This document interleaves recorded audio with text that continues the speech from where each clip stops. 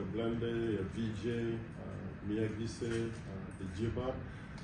Je pense qu'il y aura de quoi drainer du monde de partout. Nous exhortons les fans à continuer à aller sur le site bal.nba.com ou bien tailticket.com.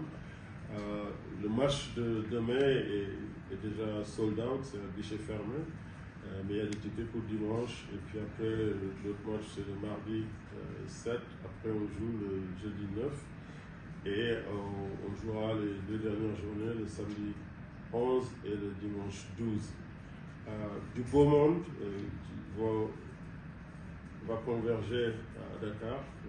Il y aura des gens qui vont venir de partout pour avoir une expérience en live de cette ligue de classe mondiale, comme je le disais, où le sport, le basketball, la musique, tout ce que l'Afrique offre de mieux en termes de culture sera exposé.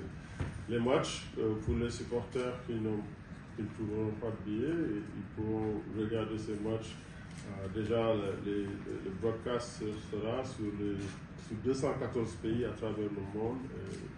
La conférence du Sahara, où nous retrouverons l'AS Douane, qui revient pour la 3e fois, parce qu'ils avaient représenté le Sénégal dans la première année, et puis aussi l'année dernière où ils ont été finalistes, et cette année. Et l'US Monastir, qui revient aussi pour la 4e fois dans la Ligue. Ils étaient champions pour la 2e année en 2022.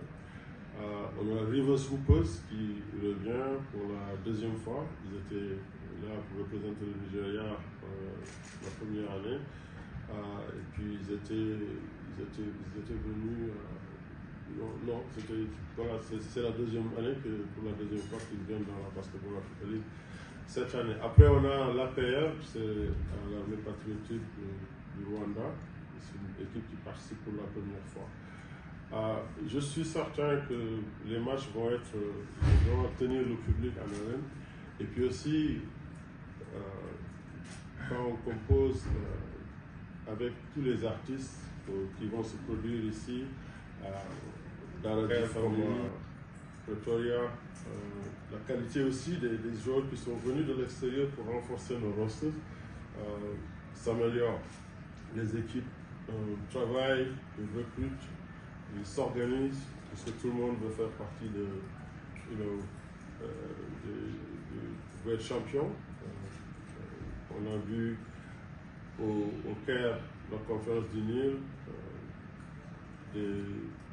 des surprises sur le terrain. City Oilers qui bat Al-Ahli, le champion en titre. Pareil avec Bangui et Al-Ahli de la Libye, qui a une très forte équipe.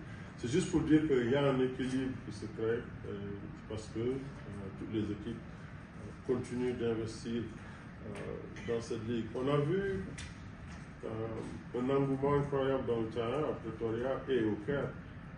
À Pretoria surtout avec 25 000 spectateurs tout le long du tournoi. Les matchs du week-end étaient joués dans les salles Ashicom. On a vu la synthèse, la synergie qu'on continue de créer dans la salle avec la production d'artistes. Et la même chose va se passer ici à Dakar. Tout à l'heure, les 2 autres qualifiés à l'issue des compétitions de la conférence des Sahara. Mais nous avons démontré, je pense, avec ce qui s'est passé à Pretoria, avec la conférence de Kalahari et au Nil, que la BL va continuer d'innover, continuer de rassembler, de créer des émotions et surtout de créer de la valeur sur le continent. Les compétitions ont été extrêmement intenses. On a vu du très beau jeu. Le produit sur le terrain continue à s'améliorer. Des nouvelles vedettes se sont révélées. On a vu vraiment une manifestation de ce trait d'union qu'on a créé entre la NBA et la Basketball Africa League en intégrant des jeunes du programme Elevate qui sont au niveau de la NBA Academy Africa, en les intégrant dans des clubs, et on a vu des performances vraiment pour les annales. Haman Malwatch est un jeune garçon du Sud-Soudan qu'on a vu ici à la NBA Academy arriver à l'âge de 14 ans. Et on le voit, on a vu toute sa transformation.